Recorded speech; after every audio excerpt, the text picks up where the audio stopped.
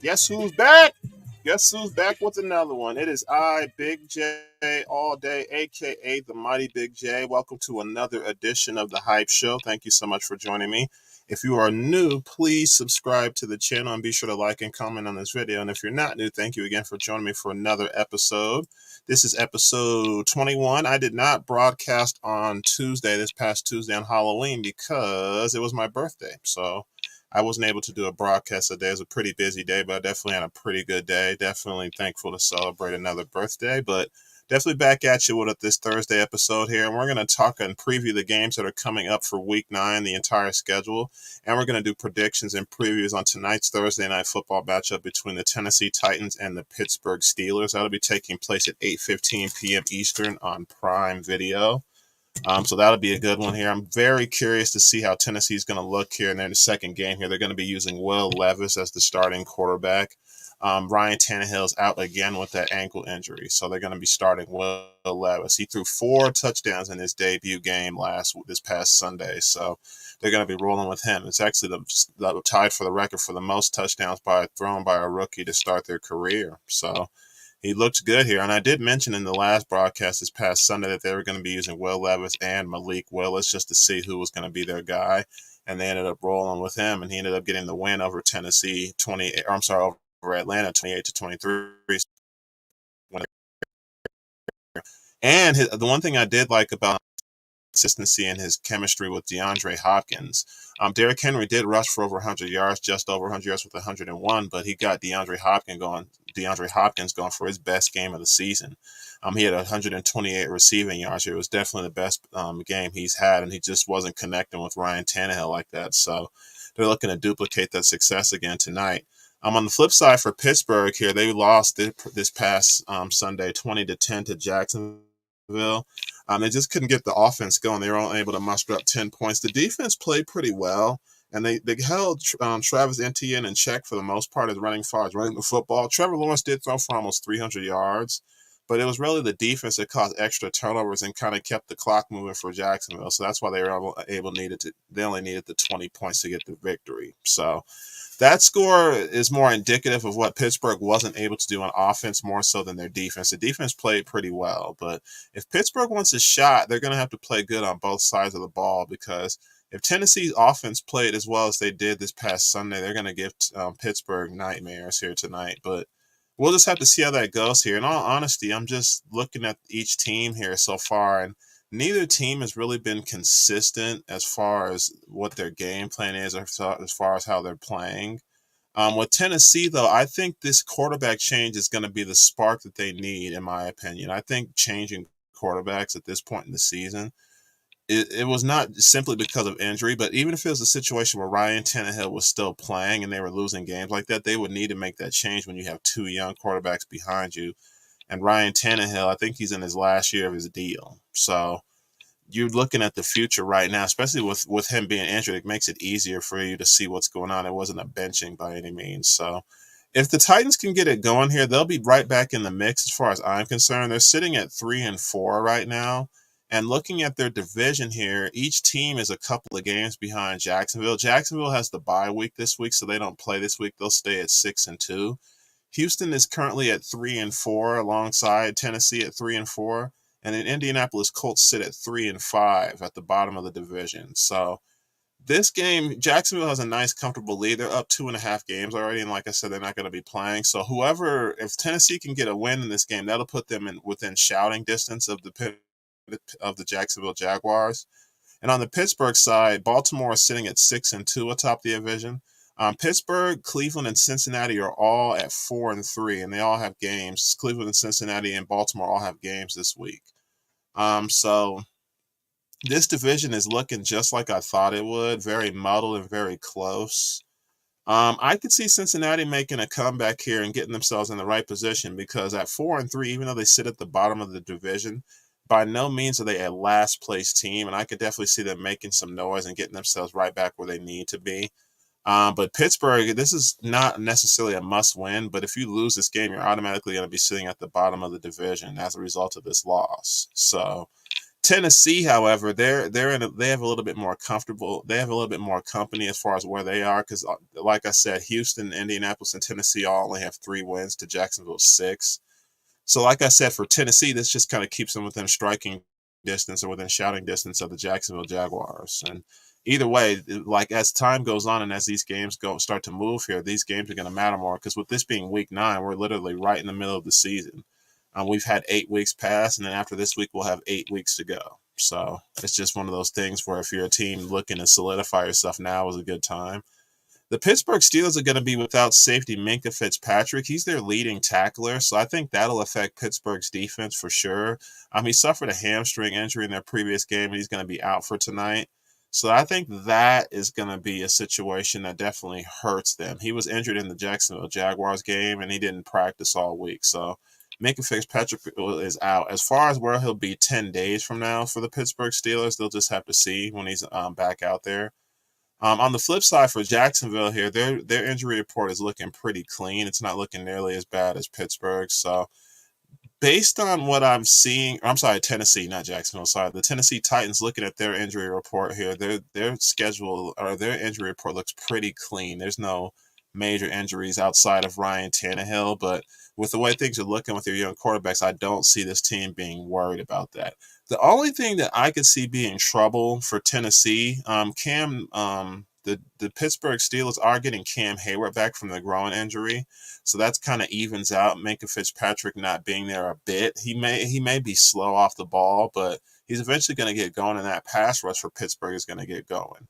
For me, the key to tonight's game is going to be Pittsburgh's pass rush and also keeping Derrick Henry in check. Once again, for Pittsburgh, for me, I think it's going to be their defense. If their defense can get the momentum going, then I think the offense will follow. The offense has a lot of young pieces with Kenny Pickett, Najee Harris, and Jaylen Warren out of the backfield, and then your wide receiving core as well here with Deontay Johnson and George Pickens. Those guys are all young. Pat Freiermuth is still on IR, so he's going to be out at tight end. So they just have a lot of young pieces on offense for Pittsburgh. So I genuinely think the defense is what's going to be the key for tonight's game. As far as a prediction, it's hard to say, in all honesty. I'm going to be really honest with you. It's hard for me to say which team I like. Pittsburgh is favored by 3 in this game tonight here, and they're at home.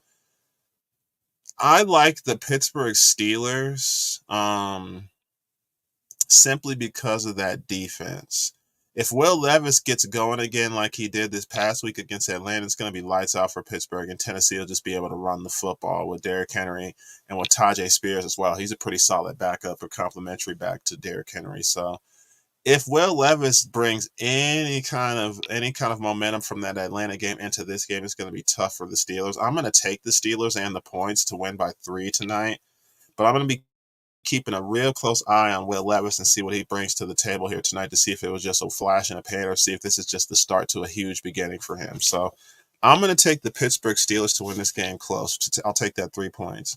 After tonight, Pittsburgh in 10 days will be hosting the Green Bay Packers November 12th, 1 p.m. Eastern on CBS. The next 2 weeks, they'll be on the road. They'll be at Cleveland November 19th, 1 p.m. Eastern on CBS. Then they'll be at Cincinnati the following Sunday, November 26th, 1 p.m. Eastern, also on CBS, before returning home December 3rd to host the Arizona Cardinals, December 10th, 1 p.m. Eastern on CBS. The Arizona Cardinals, I've been talking about them all season. They're going to be a high draft picking team. Kyler Murray may be back by then. On the trade deadline just a couple days ago, the Arizona Cardinals traded their quarterback Joshua Dobbs to the Minnesota Vikings. Minnesota lost Kirk Cousins, quarterback, for the season with a torn right Achilles, so he won't be back for the team. And he's also going to be a free agent, so it'll be very interesting to see what happens with Kirk Cousins in the offseason. Will Minnesota want to bring him back on like a lesser deal? Will he end up with another team that needs a quarterback and they'll trust that he'll be healthy enough to come back? It's hard to say. And with when he tore it, it's going to be difficult to determine a timetable as to when he'll be ready for the season. Because with the Achilles injury, they say it takes about a year or so to get yourself right again. Aaron Rodgers, we've been hearing reports of him being ahead of schedule and throwing a lot of passes and warm-up throws in pregame for the Jets. But everybody's body is different, and so we can't say the same for Kirk Cousins with Minnesota. So that'll be interesting. But Arizona, if Kyler Murray isn't back, they're going to be using the rookie quarterback Clayton Tune. He's going to be getting the start for them on Sunday, and we'll talk more about Arizona on Sunday as far as a prediction. But looking at Pittsburgh's schedule after tonight here, I feel like they can make things trouble in 10 days for Jordan Love and the Green Bay Packers. They have a very weak offense, especially at the quarterback position. So I feel like the Pittsburgh Steelers can take these next couple of games, and then we'll just have to see how they match up with their AFC North rivals because divisional games are tough.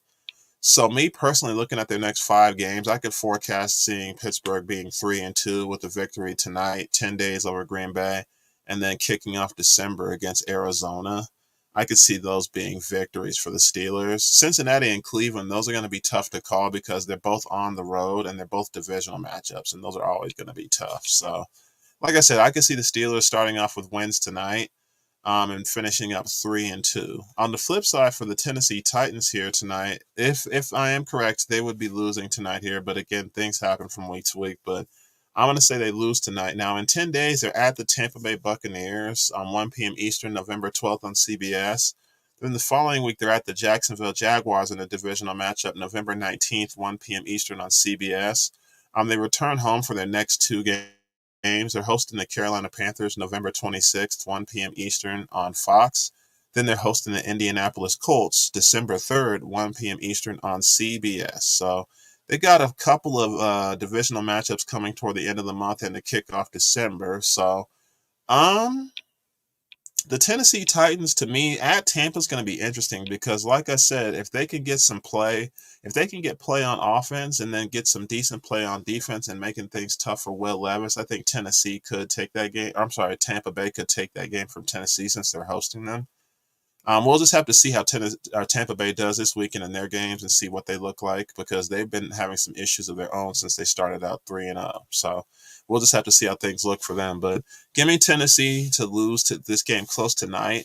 I'm going to be looking very closely at Will Levis and definitely seeing what he does and just seeing if that game against Atlanta was because it was the Falcons or if he's really on his way to being something special. Because they didn't even blow the Falcons out. They got the win, but a lot of that had to do with Ritter and a lot of him having turnovers consistently. Atlanta's going to be actually starting. Coming up this weekend, Atlanta is going to actually be starting Taylor Heineke at quarterback. He was the backup. He started as the backup this year because they wanted to see what Ritter had in his second season. And coming over from Washington, he has pedigree and he has the experience. He's played in the playoffs for them a couple of different times.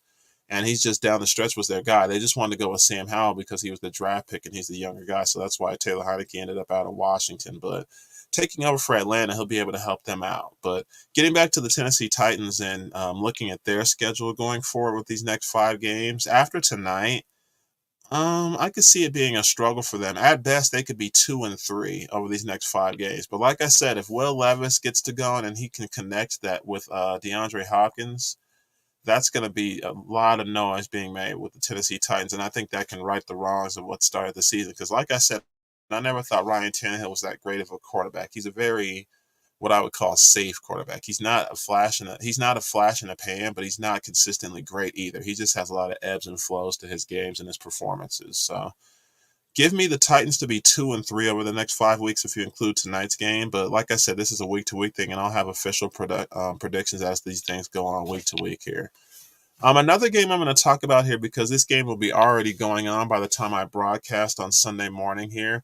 It's the Dolphins and the Chiefs. The Miami Dolphins and the Kansas City Chiefs are going to be playing at Frankfurt Stadium in Frankfurt, Germany. That game is taking place Sunday, November 5th, and that'll be on 9:30 Eastern on the NFL Network if you have the NFL Network on your cable package there. But yeah, that's going to be a very interesting game here. The Dolphins, they're coming off of looking at the Dolphins here to me, they're coming off of a win. They got a huge win over the New England Patriots, 31-17 to sweep the season series. But that's not what I'm worried about with the Dolphins here, because beating the New England Patriots twice was a foregone conclusion to me. The Kansas City Chiefs, unfortunately, came off of a very stunning loss to the Denver Broncos, final score of 21-9 here. The Denver Broncos had lost 16 straight games prior to that matchup last weekend, so that definitely felt good for Denver going into their bye week. They had won 2 games in a row, of course, beating the Packers the previous week as well. So Denver is getting things together here, and this with Kansas City, that's only their second loss. I'm not worried about Kansas City as far as the division as a whole. And for Denver, that was just more of a breaking a winning streak thing. I just don't see Denver going anywhere as far as a playoff team or anything like that quite yet. There's still a lot of football to be played, but the Broncos are still 15th out of 16 teams considering tiebreakers and everything. So that's next to last. So the Broncos are still not out of the woods yet, but for them, it was nice to get that win. For the Chiefs, it definitely exposed them a bit. I do get that Patrick Mahomes was suffering from the flu, so he obviously probably didn't have the energy he would normally have, and he did not play well at all with those 2 interceptions and no touchdowns thrown last week. And plus, if you're Denver, you see Kansas City twice a year. So you're going to play them a certain way that other teams aren't because they aren't going to get that opportunity. So Denver and Kansas City splitting, that hadn't happened since Peyton Manning was still a quarterback in his final season back in 2015. So again, it was nice for Denver as far as breaking a winning streak, but in the grand scheme of things, they still have more to do. Kansas City, I'm not worried yet. If Kansas City loses this game against Miami going to their bye week for week 10, then we're going to have to worry a little bit. The thing that's been talked about the most with the Kansas City Chiefs when you look at their roster and look at their depth chart is the wide receiver position, plain and simple. They did bring McCole Hardman back over from the New York Jets. He had signed a 1-year deal there in the offseason, but they weren't even using him, so they just traded him back to the Chiefs for a low draft pick, I believe a 6th-round pick. So McCole Hardman, he had spent his first prior 4 seasons there out of Georgia prior to going to the Jets anyway, so that's the only team he really knows is the Chiefs, and he still hasn't made a difference for that wide receiving core either. And I've touched on this a few different times. Outside of Travis Kelce, who are you really depending on with that wide receiving core?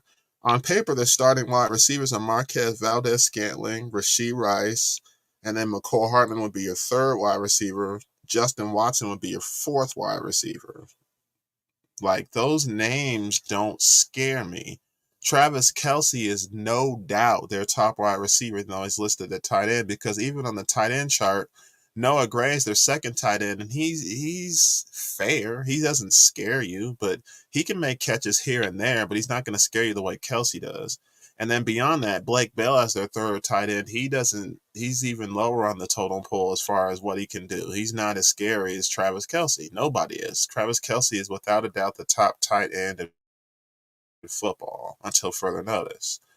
So for me, the Chiefs were able to get away with this last year in part because you also had Juju Smith-Schuster on the team. Now, also you have Kadarius Toney on the team. He's also part of that wide receiving core as well. I forgot to mention him, but at the same time, he just doesn't scare me. You have Sky Moore in there too. Like, these receivers, these names are just, you have a collection of guys at wide receiver. And when Travis Kelce is so good, that's going to give you the ability to give other guys their shine. But if there's a defense out there that can scheme to where Travis Kelce doesn't need all that double, triple coverage and you can take those other guys out of the game, what is Kansas City going to be? At running back, you have Isaiah Pacheco. I like his game a lot, 2nd year out of Rutgers. And then Jerick McKinnon, he's very versatile as well here, having played for the San Francisco Niners as well, the 49ers. With the Clyde Edwards-Helaire, he's your 3rd back, but he's out this week. He's not going to be available.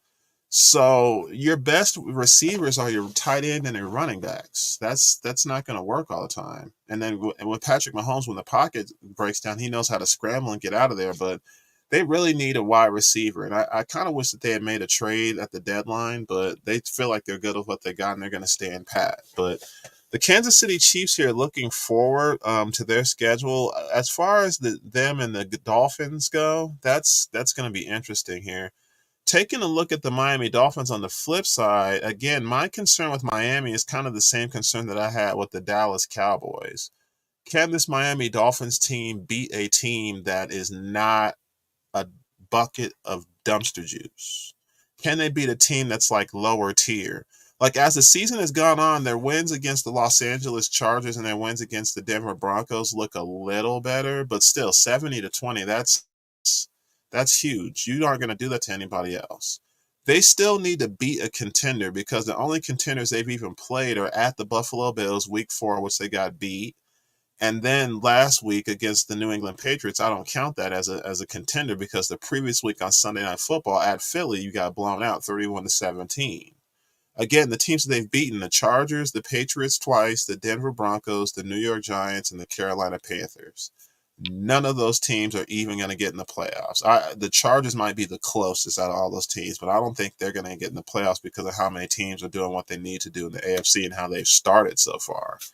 We'll have to see, obviously, because it's just the start of November, so there's obviously some weeks left to play, but the Chargers will probably be at best a wild card, but none of these other teams that they've beaten are going to be contenders. So if Miami wants to prove something to me, they need to beat the Chiefs because the following week they have a bye week, and then the week after that they're hosting the Las Vegas Raiders. The Las Vegas Raiders are a mess. They just fired their coach Josh McDaniels. They just fired their GM Dave Ziegler. They fired their offensive coordinator. You had the issues with Chandler Jones not being on the team anymore. He was released. Like Aiden O'Connell is going to be announced as the starter for the rest of the season. So you just benched Jimmy G, who you just signed to a 3-year deal. The Raiders are the mess, and the Dolphins are hosting them. They should be able to handle that. They're at the New York Jets on November 24th, which is a Black Friday matchup. That's going to be at 3 p.m. Eastern. The following Sunday, they are at the Washington Commanders, December 3rd. That's 1 p.m. Eastern on Fox. Then they host the Tennessee Titans for Monday Night Football, December the 11th, 8:15 p.m. Eastern on ESPN. So, again, the Dolphins, to me, after they play the Chiefs, they play 4 teams that are at best a wild card or worse. Washington probably won't get in the playoffs because they're third in their division, and I don't see them on the same level as Dallas or Philadelphia, and they've already lost to the Giants. The Jets, they've improved and won a few games here in the last 4 weeks or so, squeezing in that bye week, but I just don't know what they'll be come the end of November. And they've already proven that again in divisional games they can be scrappy, so that could be tough for the Dolphins. Like I said, the Raiders game, I think the Dolphins will win that on the 19th because the Raiders are a mess. They're going to put themselves further and higher up the chain of having a top pick. They're not going to have the top pick, but they're fighting for that.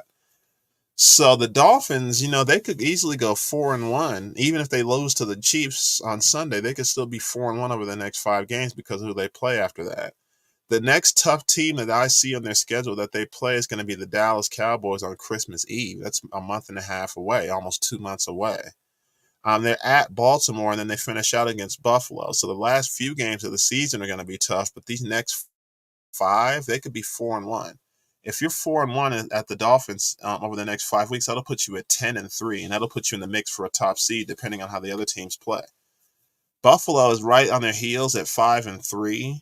The Jets are 4-3, and the New England Patriots are at the bottom of the division at 2-6. So Miami leads this division by a game, and Buffalo, we'll talk about their game on Sunday. They got the Sunday night matchup at Cincinnati. We'll have to see what they do because, like I said, Cincinnati in the AFC North, they may be at the bottom, but they're by no means out of it, and they're definitely fighting to make their position better too. So the AFC, looking at the AFC here, the only teams that I feel like are absolutely not going to do anything, even at this time right now, the Raiders and the Broncos. Those 2 teams I don't feel like are going to do anything. And the Patriots. I'll throw the Patriots in there too. That's 3 teams out of the 16 in the AFC because, like I said, the AFC North and the AFC South are muddled. And with the AFC East, you have the Bills and the Dolphins kind of within the one game of each other. The Jets are competing. And then with the AFC West, the Chiefs are probably going to be the only team that gets a playoff spot because of the fact they win the division. I could see multiple teams coming out of possibly the other divisions, but the AFC West the Chiefs will probably be the only representative because Raiders and Broncos probably aren't going to the playoffs, and Chargers, they haven't really shown me they're a playoff team yet. They're at best a wild card team if they get there. So the Miami Dolphins, they're going to be in a good spot as far as the seeding. Will they be 1? Will they be 2? Will they be 3? Maybe even 4. We'll just have to see where they are because in their division, they still have Buffalo, and then you have other teams to contend with. So the Miami Dolphins, if they win this game on Sunday over the Chiefs, that'll impress me.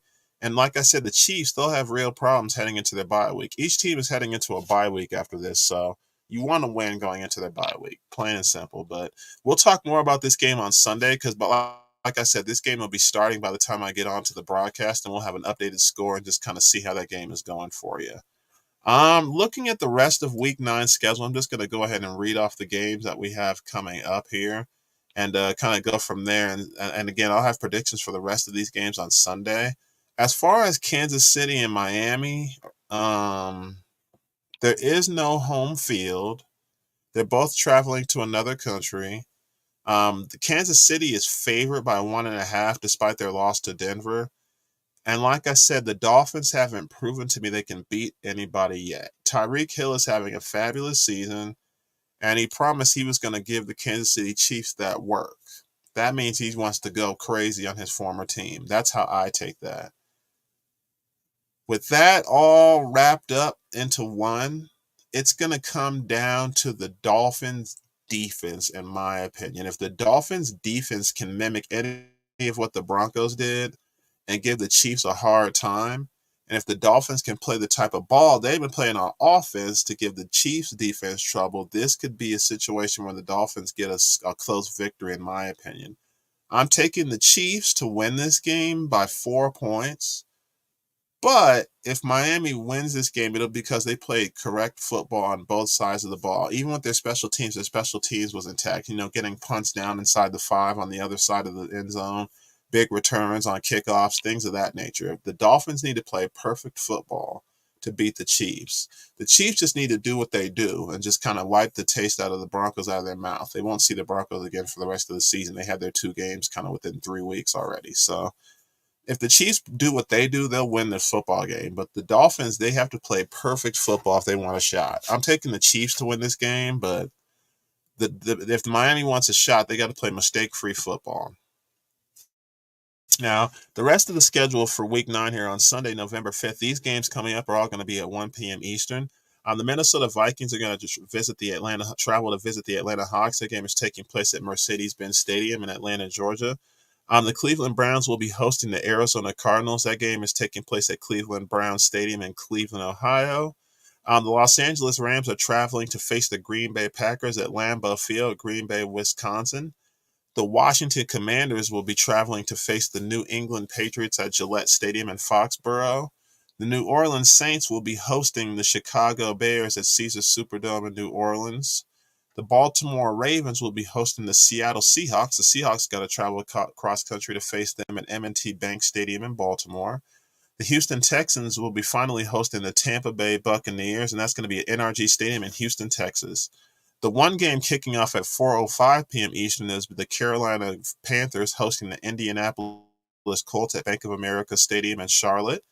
There's 2 games at 4:25 p.m. Eastern on Sunday. The Las Vegas Raiders will be hosting the New York Giants at 4:25 p.m. Eastern. That's going to be a rough game because the Giants, they lost an ugly one to the Jets this past week, and the Raiders, like I said, they're a mess. So that's going to be an ugly game to watch.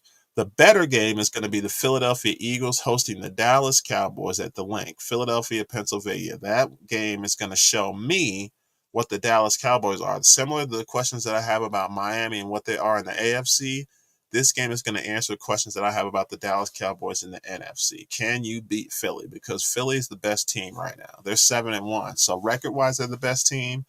And in my opinion, they're the best team. So we'll just have to see. I got Philly and Kansas City, the 2 Super Bowl contenders that from last year, as the top teams right now. They've held serve. So we'll just have to see. The Sunday night football matchup here is going to be the Buffalo Bills traveling to visit the Cincinnati Bengals. That game is taking place at Paycor Stadium in Cincinnati, 8:20 p.m. Eastern on NBC, that game. And then the Monday night football matchup, the Los Angeles Chargers, they're traveling cross country to face the New York Jets.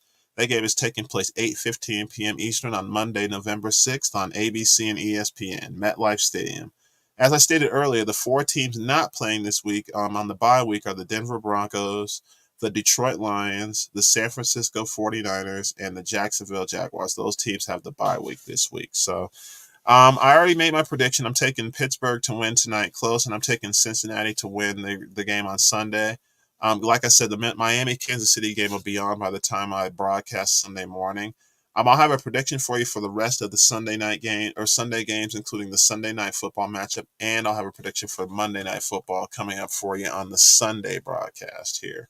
So that'll be something that we go in more detail with each game, and we'll go over the schedule for each team as they move forward in their schedule with the next 4 games after their game on Sunday. We're going to touch base a little bit on the NBA schedule. I'm just going to list off the games that are taking place tonight here. The NBA schedule has kind of gotten off in full effect here. There's 4 games taking place here tonight. One of them is already getting ready to start on NBA TV. The Toronto Raptors are traveling to face the Philadelphia 76ers here. Again, that game is taking place on NBA TV. The Philadelphia 76ers traded James Harden to the Clippers in a multiplayer deal.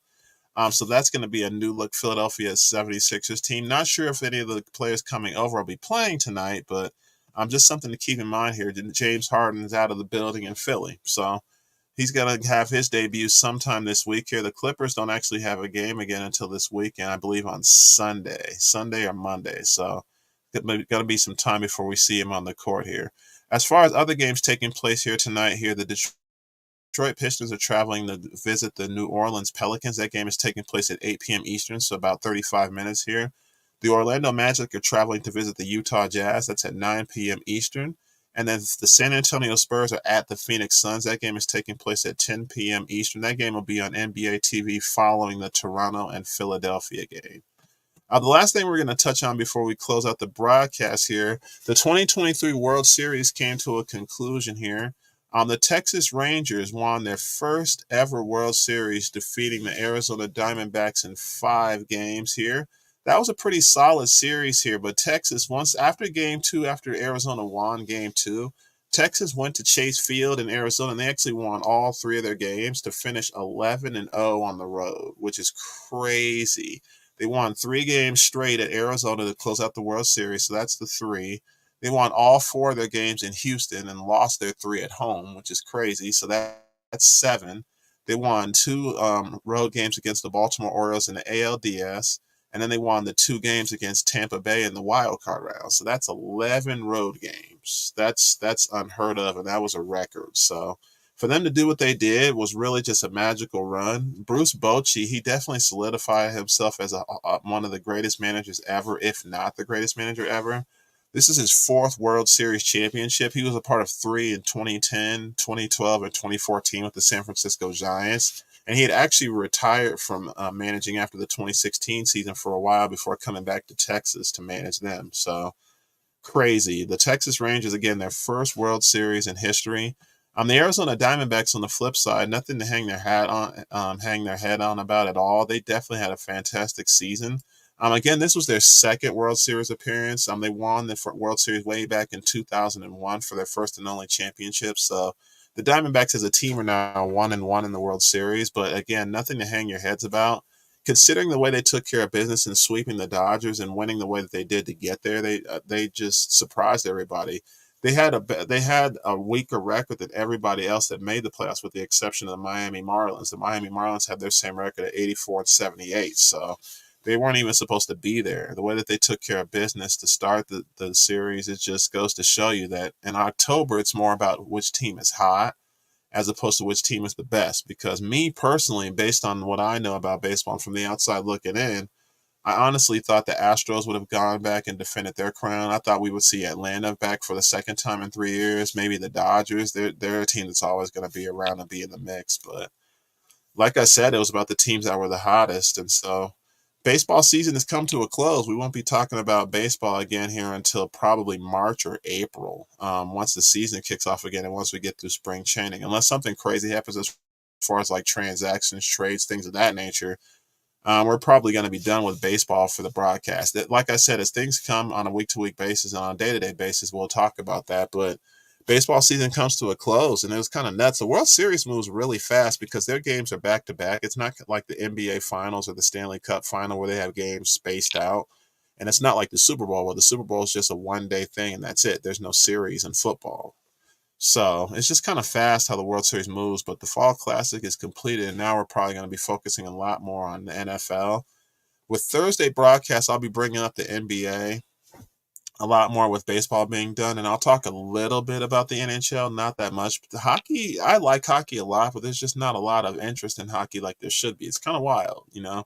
But yeah, I'll definitely spend more time on the Thursday broadcast talking more baseball and more hockey. Like I said here, on Sunday, we'll definitely have a prediction for all the games here before they get kicked off here, and we'll discuss what's happened, the results for tonight's game with Tennessee and Pittsburgh, and we'll give you an update as to what's going on with Miami and Kansas City as that game is taking place in Frankfurt on Sunday morning here. So thank you again for joining me for another episode of The Hype Show. If you're new to the channel, please subscribe to the channel and be sure to like and comment on this video. And if you're not new to the channel and you're watching me again, I definitely appreciate the support very, very much here. Thank you again for joining me. This was abbreviated edition. That's typically how Thursdays are. And as I said, this past Tuesday was my birthday, so I didn't broadcast. But I will be back for you on Sunday. Thank you again so much for joining me. And this is The Hype Show. You guys have a great rest of your night. Enjoy your weekend. And I will see you on Sunday morning. You take care. Thank you so much.